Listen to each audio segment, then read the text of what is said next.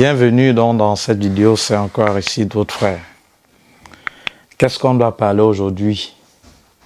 Je vais vous donner un cas parmi plusieurs où je vous conseille, lorsque vous aviez un motif de refus de visa, de ne pas chercher un avocat pour un recours. Vous voyez, parce que le plus souvent, quand vous n'aviez pas le visa, puisque vous saviez lorsque vous n'aviez pas le visa et qu'on vous refuse le visa, l'ambassade donne toujours les raisons pour lesquelles on vous a refusé le visa. Il y a la précédente, à une vidéo que j'ai faite, que je mettrai le lien en description, je ne sais même pas quel titre j'ai mis là-bas, c'était concernant le recours.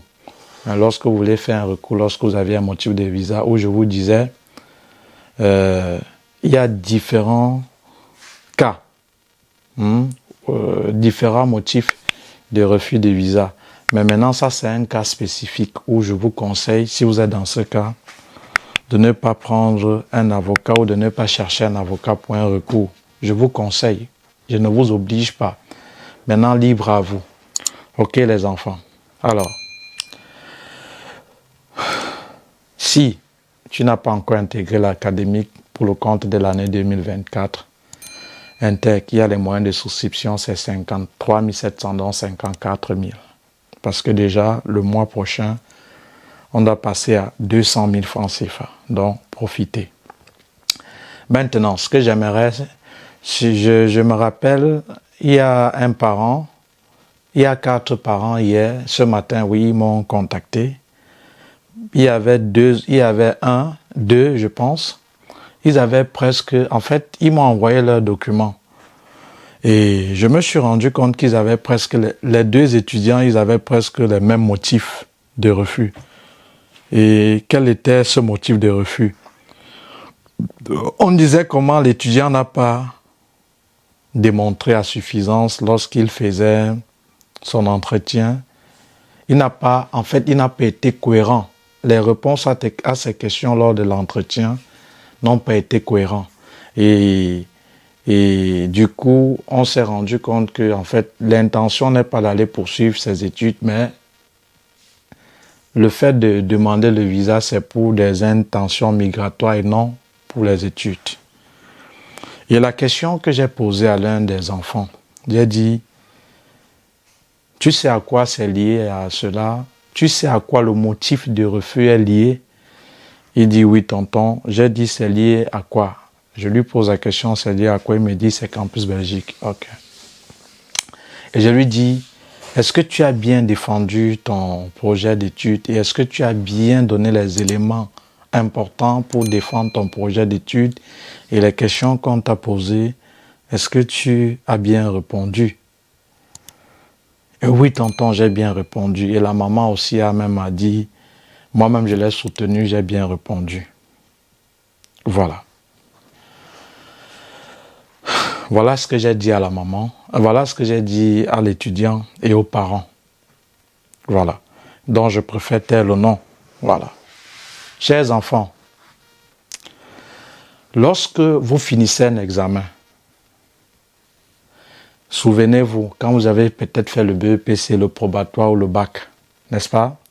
À la fin de l'examen, quand on vous pose la question à savoir, par exemple, que Merveille, Jean-Marc, Marc-Alain, le bac, l'examen était comment? Qu'est-ce que vous répondez le plus souvent?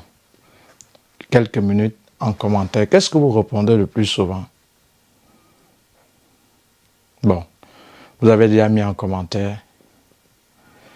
Le plus souvent, vous répondez, ah, c'était là. On a écrit. C'était passable. Vous voyez? Personne n'a jamais dit c'était mauvais, en fait. Du moins, la plupart des fois, vous dites c'était là, on a fait avec, on a écrit, c'était un peu là, c'était abordable. Mais c'est lorsque il y a le résultat et que vous ne voyez pas votre nom, parfois vous pleurez. Pourtant, quand vous êtes sorti, après les examens, vous aviez dit c'était là. Tu ne peux pas dire que c'était là, que c'était abordable, qu'on a écrit. Et après, on ne voit pas ton nom. Ce n'est pas normal. Un examen n'est pas un concours. Quand on parle d'un examen, il y a une moyenne générale qu'on veut. Par contre, un concours, Tu peux même avoir 15, 16, tu n'as pas peut-être le concours. Tu ne réussis pas au concours parce que le concours, il y a une certaine moyenne et un effectif. Et c'est en fonction de plusieurs critères qu'on sélectionne. On peut faire un concours, vous êtes peut-être 1000. Et dans les 1000, il y a peut-être 900 personnes qui ont 10 de moi, qui ont 10. Vous voyez? Et après maintenant, il y a peut-être 100 qui ont... Donc, il y a, disons, il y a 100 personnes qui font ce concours. 90 ont 10, 10. Il y a 10 qui ont... Il y a 5 qui ont 15. Il y a 5 autres qui ont peut-être 17 de moyenne. Et on veut 5 personnes dans ce concours. Ceux qui ont 10 et ceux qui ont 15, ils vont échouer. On va prendre les 5 qui ont plus de 15. Vous voyez? Dans le concours, on prend la note la plus élevée. Par contre, un examen, ce n'est pas ça. Il y a une moyenne générale qu'on prend, parfois 10. Voilà. Donc, ça veut dire quoi? Une fois que vous sortez de la salle, le plus souvent, vous dites c'est passable. Donc, à partir du moment où les enfants, vous aviez obtenu l'admission, sachez que si vous êtes Camerounais, vous allez passer à un entretien à Campus Belgique. Et à 97%, la plupart des motifs de refus de demande de visa est lié au fait que vous n'aviez pas bien défendu votre projet d'études. C'est la raison pour laquelle je vous dis le plus souvent, l'essentiel n'est pas d'obtenir une admission, mais d'avoir une admission en rapport avec vos études antérieures, qui a un lien avec vos études antérieures pour pouvoir être aisé lors de l'entretien de défendre votre projet d'études. Vous voyez? Maintenant, tu as donc obtenu le refus de visa où on te dit, lors de l'interview, tu n'as pas été cohérent. Et tu dis que tu as été cohérent. On te dit, les réponses à tes questions prouvent que tu n'as pas bien fait des recherches approfondies concernant ta formation choisie. Et alors, si dans ton fort intérieur, si dans votre fort intérieur, vous saviez que vous n'aviez pas été cohérent, vous saviez par exemple que vous n'avez pas poussé des recherches, vous ne vous êtes pas exercé aux différentes questions qu'on doit vous poser parce que c'est déjà vulgaire, mais les questions sont typiques. En fait, vous n'allez pas répondre, vous allez répondre à ces questions en fonction de votre formation choisie. Donc, vous n'avez pas vous ne vous êtes pas entraîné, vous n'avez pas fait les recherches approfondies, vous n'aviez pas été cohérent. Maintenant, à la sortie, on vous refuse dans le visa. Et le motif, c'est que vous n'aviez pas été cohérent, vous n'avez pas bien défendu votre projet d'études. À quoi bon de faire donc le recours? Le recours te servira à quoi? À rien, tout simplement. Ça va vous faire mal, mais les enfants, je vais vous dire la vérité.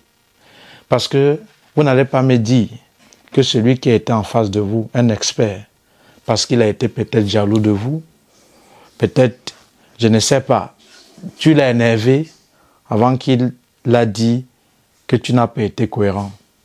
Sachez une chose que vous connaissez déjà, lorsque vous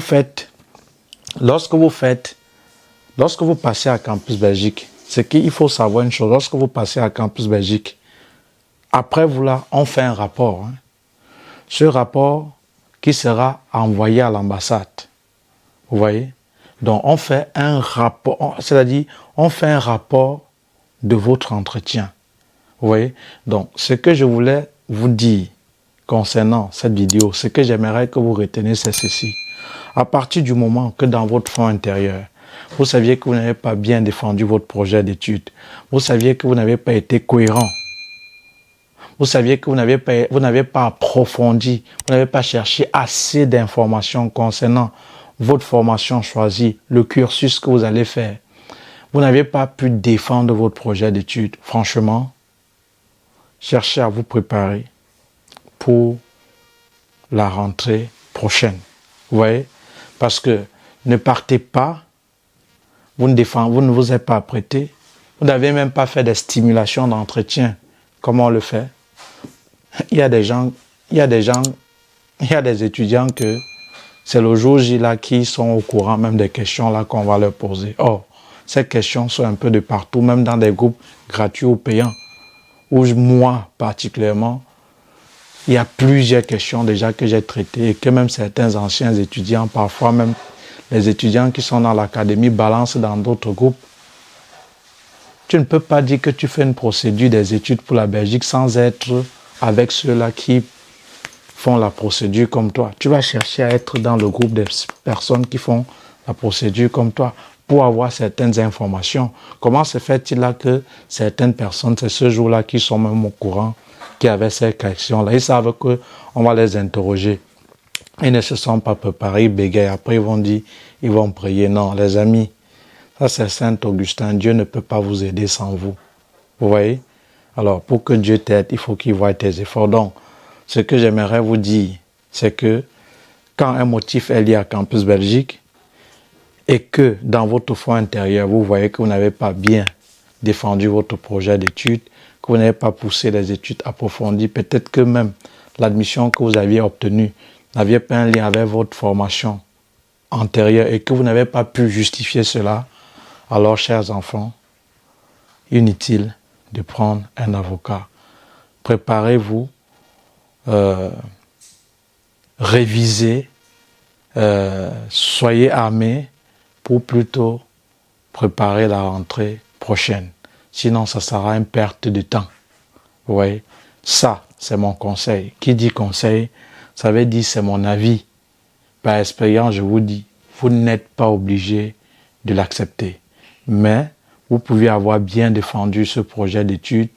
Je ne sais pas, vous aviez bien été cohérent et quand on vous donne ce motif, maintenant c'est libre à vous de chercher un avocat pour un recours ou pas. Mais lorsque vous cherchez un avocat spécialisé dans le domaine de l'immigration. Ne prenez pas n'importe quel avocat. Et comme encore dans une précédente vidéo, je vous avais dit, cherchez un avocat qui a déjà fait ses preuves et que lorsque vous aviez soumis le dossier en lui demandant, en fonction de ce que vous l'aviez soumis, si il pense qu'on peut faire un recours, oui n'est pas une réponse, ils disent oui, ils te donnent certains éléments. Et si ça te convainc, alors vous vous arrangez pour ces honoraires et fixez une audience pour faire un recours pour attaquer le service contentieux. Voilà. Donc, bonne chance pour ceux qui attendent encore le visa. Beaucoup de courage pour ceux-là qui n'ont pas obtenu l'admission et qu'ils attendent la prochaine rentrée. Et beaucoup de courage à ceux-là qui n'ont pas encore eu, qui n'ont pas obtenu leur visa. Ne vous découragez pas. D'ici peu, les choses vont recommencer. C'était donc tout pour cette petite vidéo. C'était comme ça. Aristide, votre frère. Ciao, ciao.